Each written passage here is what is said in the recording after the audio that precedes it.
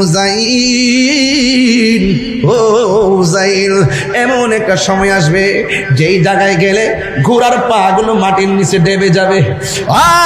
সালমা গো, বোতলের মধ্যে কিছু মাটি দিয়ে গেলাম, এই মাটিটি যেই দিন লাল বর্ণ হয়ে যাবে, রক্ত হয়ে যাবে, সেই দিন মনে করবো আমার নাতি হুসাইন শহীদ।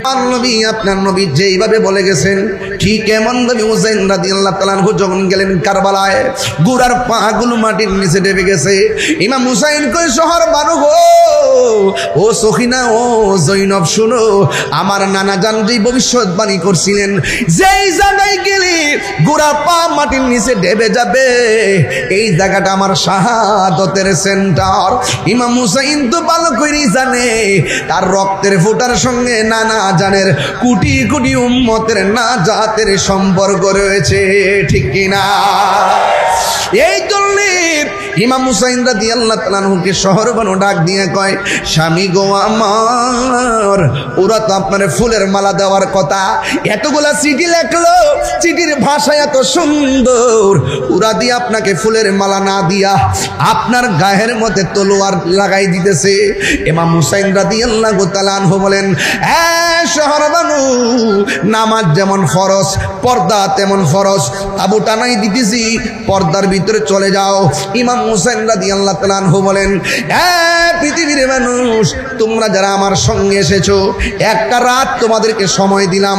ইমাম মুসলিম আমার আগে আয়েশা শহীদ হয়ে গেছে, মুসলিমের দুইটা পোলা, একজনের নাম হলো মুহাম্মদ আর একজনের নাম হলো ইব্রাহিম, দুইজনও শহীদ হয়ে গেছে। তোমরাও যে আমার সঙ্গে এসেছো, আমার সঙ্গে থাকলে তোমরা শহীদ হওয়া লাগতে পারে, একটা রাত তোমাদেরকে সময় দিলাম, এই রাত্রের ভিতরে তোমরা যার যেমনে চলে যাও। রাতের বেলা সবাই ঘুমাইলো। ইমাম হুসাইন রাদিয়াল্লাহু তাআলা মনে মনে ভাবলেন, যেহেতু আমি সবাইরে ছুটি দিছি, যার যার জানের চিন্তা তো আছে, মনে হয় যেন সবাই চলে গেছে। আল্লাহর কসম রে হাটহাজারীর বাবা, ইমাম হুসাইন রাদিয়াল্লাহু তাআলা ঘুম থেকে ওইটা দেখে একটা সদস্য কারবালার জমিন থেকে পলায়ন করে নাই। ডাক দিয়ে বলে, ও হুসাইন, কেমনে ভাবলেন হকের ময়দান থেকে পলায়া যাব? দরকার হয় জীবন দিব, কিন্তু ঈমান দিব না।